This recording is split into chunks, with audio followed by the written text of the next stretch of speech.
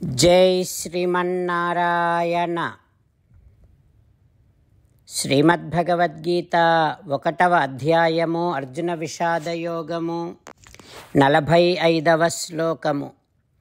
అహోబత మహత్పాపం కర్తుం వ్యవసితా వయం యద్రాజ్య సుఖలోభేన హంతుం స్వజనం ఉద్యతాః. ఓం. అర్జునుడు శ్రీకృష్ణ భగవానుడితో ఈ రకంగా అంటూ ఉన్నాడు, అయ్యో కృష్ణ, ఎంత ఘోరమైనటువంటి పాపము చేయడానికి మనం సిద్ధపడ్డామో చూడు. క్షుద్రమైనటువంటి ఈ రాజ్యాన్ని గెలిచి అనుభవించాల్సినటువంటి ఆ సుఖం కోసం, ఈ క్షుద్రమైనటువంటి రాజ్య సుఖం కోసం సొంత బంధువులను చంపుకోవడానికి సిద్ధపడ్డాము కదా కృష్ణ, ఎంత దారుణమో కదా ఇది అంటూ అర్జునుడు శ్రీకృష్ణ భగవానుడితో అంటూ ఉన్నాడు.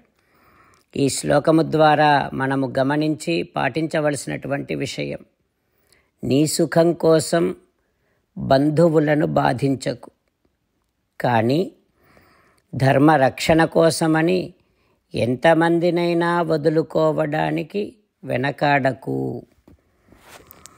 అహోబత మహత్పాపం కర్తుం వ్యవసితా వయం యద్రాజ్య సుఖలోభేన హంతుం స్వజనముద్యతాః.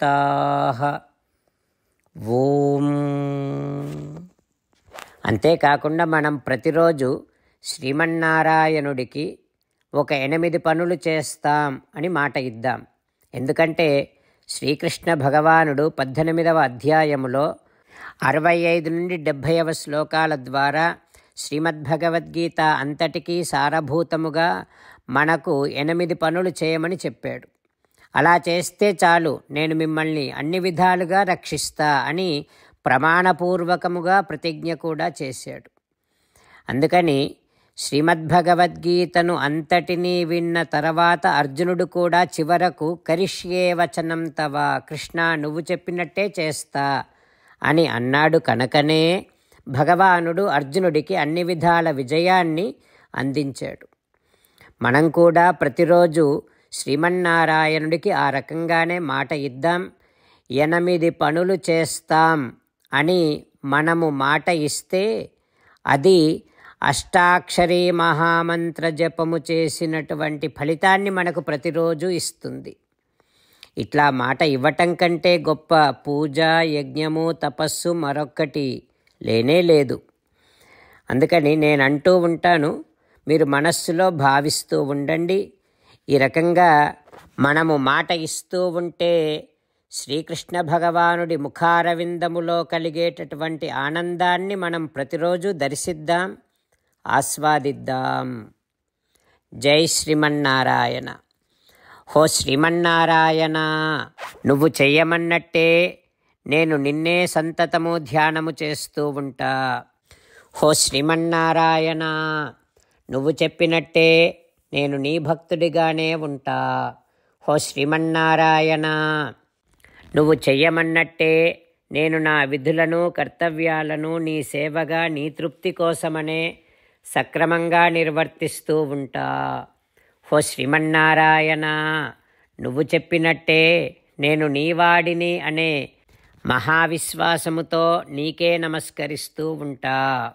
హో శ్రీమన్నారాయణ, మామేకం శరణం వ్రజ, నన్ను ఒక్కడిని మాత్రమే శరణు వేడుకో అని నువ్వే అన్నావు కనుక నేను నిన్ను ఒక్కడిని మాత్రమే శరణు వేడుకుంటా. హో శ్రీమన్నారాయణ, మా శుచః, ఇక దుఃఖించకు అని నువ్వే నాకు భరోసా ఇస్తున్నావు కనుక నేను ఇక దుఃఖించను. హో శ్రీమన్నారాయణ, నువ్వు చెప్పినట్టే నువ్వు నా కోసమని అనుగ్రహించినటువంటి శ్రీమద్భగవద్గీతను ప్రతిరోజు కనీసము 1 శ్లోకాన్నైనా జ్ఞాపకం చేసుకుంటూ శ్రీమద్భగవద్గీతను అనుసంధానము చేస్తూ ఉంటా. ఓ శ్రీమన్నారాయణ, నువ్వు చెప్పినట్టే నువ్వందరి కోసమని చెప్పినటువంటి శ్రీమద్భగవద్గీతను తెలియని భక్తులందరికీ తెలియచేసే నా వంతు ప్రయత్నాన్ని నేను నిరంతరము కొనసాగిస్తూనే ఉంటా. ఓ శ్రీమన్నారాయణ, నేను నువ్వు చెప్పినట్టే చేస్తా, నీకు నచ్చినట్టే ప్రవర్తిస్తా, నీకోసమే పని చేస్తూ ఉంటా. కరిష్యే వచనం తవ. ఇప్పుడు శ్రీమద్భాగవతాన్ని అనుసంధానం చేసుకుందాం. శ్రీమద్భాగవత గ్రంథానికి నమస్కారం. నిగమకల్పతరోర్గళితం ఫలం సుఖముఖాదమృతద్రవ సంయుతం పిబత భాగవతం రసమాలయం ముహురహో రసికా భువి భావుకాః. శ్రీసుఖయోగీంద్రుల వారికి నమస్కారం. యం ప్రవ్రజంతమనుపేతమపేతకృత్యం ద్వైపాయనో విరహకాతర ఆజుహావ పుత్రేతి తన్మయతయా తరవోభినేదుః తం సర్వభూతహృదయం మునిమానతోస్మి. నరనారాయణులకు, చతుర్ముఖ బ్రహ్మకు, సరస్వతీదేవికి, వ్యాసమహర్షుల వారికి నమస్కారం. నారాయణం నమస్కృత్య నరం చైవ నరోత్తమం దేవీం సరస్వతీం వ్యాసం తతో జయం ఉదీరయేత్. శ్రీమద్భాగవతము 8వ స్కంధములో సూతమహాముని శౌనకాది మహర్షులందరికీ ప్రవచనం చేస్తూ ఈ రకంగా చెబుతూ ఉన్నాడు. ఓ మహర్షులారా, శ్రీసుఖ యోగీంద్రుల వారు పరీక్షిన్నరేంద్రుడికి శ్రీమద్భాగవతాన్ని ఉపదేశం చేస్తూ ఇలా చెబుతూ ఉన్నాడు. ఓ పరీక్షిన్నరేంద్ర, శ్రీమన్నారాయణుడు త్రివిక్రమునిగా సకల లోకాలను ఆక్రమిస్తూ ఉన్నాడు. సమస్త జగత్తును తనలో చూపిస్తూ ఉన్నాడు. బలిచక్రవర్తి ఆ విరాట్ రూపాన్ని దర్శిస్తూ ఉన్నాడు. హృద్యంగ ధర్మం స్తనయోః మురారేః ఋతంచ సత్యంచ మనసి అధేందుం శ్రియంచ వక్షసి అరవిందహస్తాం. ఆ మురారి అయినటువంటి త్రివిక్రమ స్వరూపములో ఉన్నటువంటి భగవానుడు తన హృదయములో ధర్మాన్ని, తన యొక్క స్తనముల యందు సత్యాన్ని, ప్రియాన్ని, తన మనస్సులో చంద్రుణ్ణి, తన వక్షస్థలములో పద్మమును హస్తమున ధరించినటువంటి శ్రీ మహాలక్ష్మీదేవిని, తన కంఠమున సకల వేదాంగములను, తన భుజములయందు ఇంద్రాది దేవతలను, తన చెవులలో సకల దిక్కులను, తన శిరస్సులో ఊర్ధ్వలోకాన్ని, తన తల వెంట్రుకలలో మేఘాలను, తన ముక్కు పుటాలలో వాయువును, తన నేత్రములలో సూర్యుణ్ణి, తన ముఖము యందు అగ్నిని ధరించి ఉన్నాడు. అన్నింటినీ తానే ధరించి తానే అయి ఉన్నాడు. అంతేకాకుండా పరమాత్మ శ్రీమన్నారాయణుడు ఆ త్రివిక్రమునిగా వాణిన్ అఖిల ఛంద సముదయంబును రసనంబున జలేసుండును భ్రూయుగలంబున విధి నిషేధంబులును రెప్పల నహోరాత్రంబులును లలాటంబున కోపంబును అధరంబున లోభంబును స్పర్శంబున కామంబును. ఆ భగవానుడు తన యొక్క వాక్కులో సమస్త ఛందస్సులను ధరించి ఉన్నాడు. తన నాలుకలో వరుణుడిని, తన కనుబొమ్మలలో కార్యాకార్యములను, తన రెప్పలలో అహోరాత్రములను అంటే రేయింబవళ్లను, తన లలాటములో కోపాన్ని, తన క్రింది పెదవిలో లోభాన్ని, తన స్పర్శలో కామాన్ని ధరించి తానే అంతా అయి తన యొక్క త్రివిక్రమ స్వరూపాన్ని బలిచక్రవర్తికి దర్శింపచేస్తున్నాడు. ఆ తర్వాత ఏం జరుగుతుందో రేపు తెలుసుకుందాం. ఓం శ్రీకృష్ణ పరబ్రహ్మణే నమః.